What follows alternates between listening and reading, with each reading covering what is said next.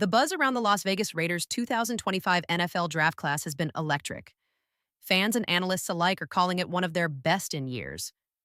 From standout picks like Ashton Gentry, who many believed was the most complete player in the entire class, to Charles Grant, a borderline first rounder the Raiders somehow snagged at the end of the third, this draft felt like magic. But suddenly, not everyone's clapping. While most of Raider Nation is riding high, there's a growing wave of doubt, and it's all aimed at one surprising pick, second round wide receiver Jack Bech. Why? Because ESPN just dropped a piece ranking the best and worst picks of the draft, and guess who showed up under the worst category? Yep, Jack Bech. Jeremy Fowler, one of ESPN's most trusted insiders, though not exactly known for his draft takes, revealed that multiple scouts across the league felt the pick was puzzling.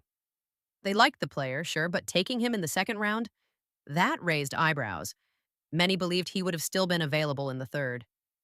Fowler wrote, several scouts around the league, even ones who really liked BS, felt the second round was a bit high. The third round might have been a more sensible range. Ouch. But here's where it gets interesting. Because if there's one truth I've learned after years of covering the draft, it's this. Nobody truly knows how good a player will be until they hit the field. Success often depends more on fit, coaching, and the scheme they land in than just pure pre-draft grades. And if Jack Bech finds the right rhythm in Vegas, this might go down as the steal of the draft, not a mistake. Here's the truth about the NFL draft that no one likes to admit. Nobody knows anything for sure. Not the scouts, not the analysts, not even the front office execs making the picks. Because a player's future? It's unpredictable. Just look at Colton Miller. Early in his career, people were brutal. He was labeled one of the worst tackles in the league. But fast forward, he's now locked in as a top 15 offensive tackle in the NFL. So when some scouts say Jack B wasn't worth a second-round pick, that judgment feels premature. Let's break this down. The Raiders didn't just randomly reach for Jack B if they took him at number 58, it's because they believed another team might grab him before their next pick. And in the war room, the last thing you want is to wait, hesitate, and end up drafting the 12th wide receiver on your board just because you played it safe. Sometimes it's better to take your guy 10 picks early than to lose him altogether. And really, what's the difference between pick 58 and pick 68? That's where the Raiders grabbed Darren Porter, by the way. A 10-spot difference in a 250-pick draft is nothing. Only one team needs to believe in a player. That's all it takes. Look at last year. Brock Bowers, considered by some the best tight end in the class, didn't even go in the first dozen picks. Why? Scheme fit. Team needs. So many factors beyond talent. Now back to Jack B. If Jeremy Fowler's sources are legit, and let's assume they are, then sure, some scouts didn't love the value. But which teams were they from? Are they still with those teams? Remember, a ton of NFL scouts are let go or have their contracts expire right after the draft. And here's the kicker. If the Raiders really overvalued Jack B, why didn't they just grab him with pick 38? They had it. Instead, they traded back twice and still got him at 58.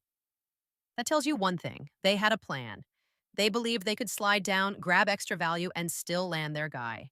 Sure, maybe they missed out on someone like Luther Burden, who ended up teaming with Ben Johnson in Chicago, but the Raiders clearly had a vision, and they executed it. And if that vision plays out, this whole conversation is going to look very different. When the Raiders traded back in the draft, some fans questioned the move.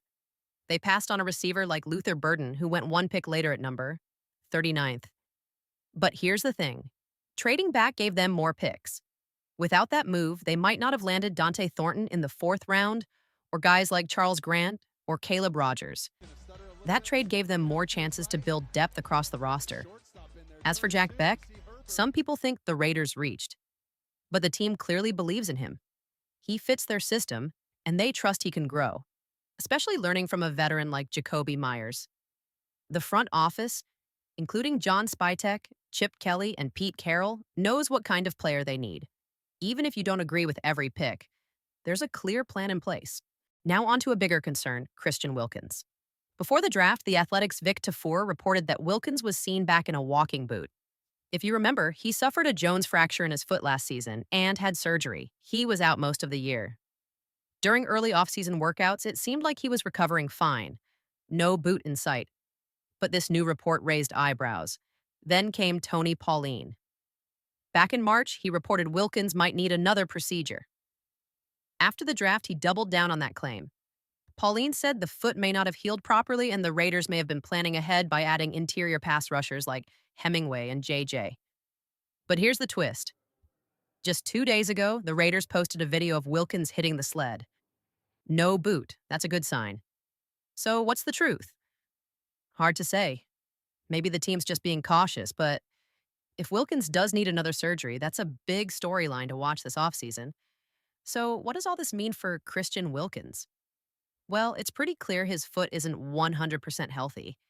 He might be using the boot off and on, wearing it to rest the foot, taking it off for light drills, and then putting it back on to let it heal. That's normal when managing a tricky injury like a Jones fracture.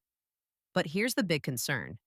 NFL insider Tony Pauline says there's still a real chance Wilkins might miss the start of the season, possibly even the first half. Now, that sounds serious, but let's not panic just yet. It's still early May. There are over 2 months until training camp begins. That's plenty of time for healing. And given that Wilkins is still young and athletic, there's a good shot he'll recover without needing another surgery. Yes, the Raiders drafted 2 defensive tackles as insurance, but let's be real, those are rookies. They're not going to replace a healthy Christian Wilkins right away. They're long-term pieces, not instant stars. Right now, Wilkins is the Raiders' second best defensive player.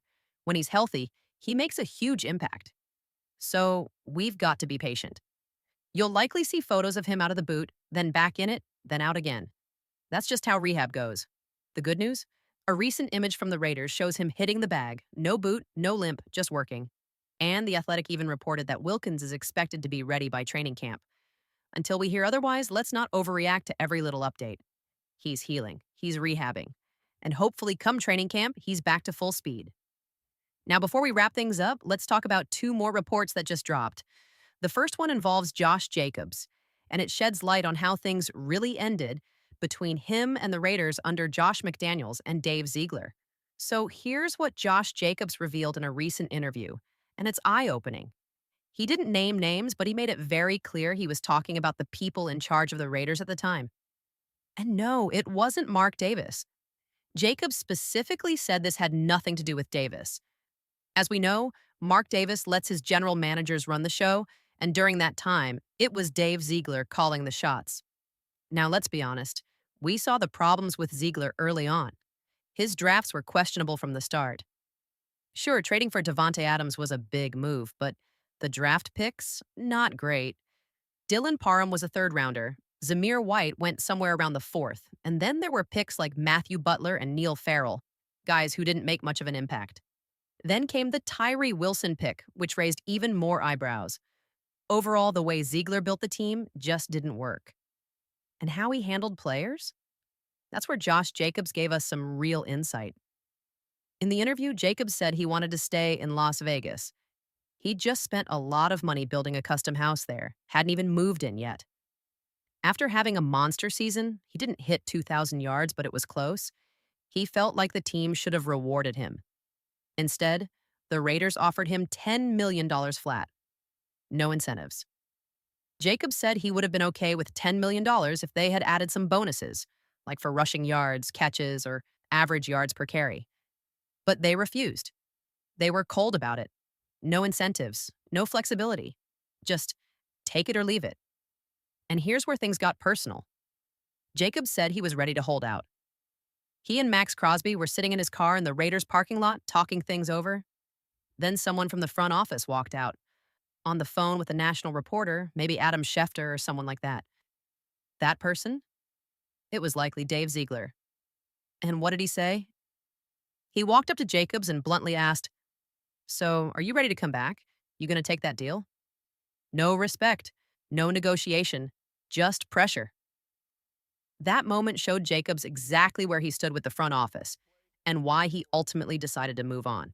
And Josh Jacobs made it clear he told them exactly what he wanted. But Dave Ziegler? He wasn't just being disrespectful. He was reportedly leaking every negative story about Jacobs behind the scenes. Jacobs even said he regrets not putting out a statement himself during all that drama. And honestly, looking back, it makes sense why Jacobs didn't stay in Vegas. He was fine with the $10 million offer if they added incentives, something to bump it up to $12 or $13 million if he hits certain goals. But Ziegler and the front office wouldn't budge. And that kind of cold, rigid stance, it pushed Jacobs away. Now, I've always believed you don't have to pay running backs top dollar. If you invest smartly, you can find solid backs. Look at Ashton Jeanty. He could end up better than Jacobs someday. That said, sometimes you should pay your guys, especially when they've proven themselves. A 3-year, $36 million deal, that would have made sense.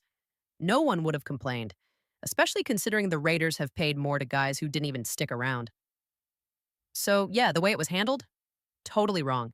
And it all comes back to the leadership at that time. I'm glad the Raiders moved on from Ziegler. It blows my mind that guys like him even land GM jobs in the NFL. But hey, that's the league. GMs come and go every year. Hopefully Tom Telesco and Champ Kelly do things right this time. Personally, I didn't like the Ziegler era from the start. Same with Gruden and Mayock, but I love what Telesco has done so far. And Champ Kelly? He had a solid first season, too. Let's see how it all plays out. One last update before we wrap it up. Rookie tight end Brock Bowers is not at the Raiders' voluntary offseason program. But don't panic. This isn't like the Colton Miller situation, where the agent made noise about a new contract. This is different. Bowers is finishing his finance degree at the University of Georgia. That's why he's not in camp. Honestly, that's awesome. I've got a finance degree myself. It may not change your life, but finishing school shows commitment. And down the road, maybe Brock has kids. Maybe they won't play in the NFL, but he'll be able to tell them, I graduated. That matters. So props to Brock Bowers for prioritizing education. If there's ever a good reason to miss voluntary workouts, this is it. Maybe that, or, if you're having a baby. Anyway, that's it for now. Let me know what you guys think. Lots of rumors and reports swirling. The Raiders are in the building right now, but they'll probably break soon and then return in a few weeks. Training camp's not far off. And once that kicks off, the season basically begins. We'll have roster changes, trades, injuries, hopefully not another torn ACL like Malcolm Kuntz last year. Maybe we even land someone big like Jalen Ramsey. Who knows? Thanks for watching. Hit that thumbs up, subscribe if you haven't already, and I'll catch you in the next video.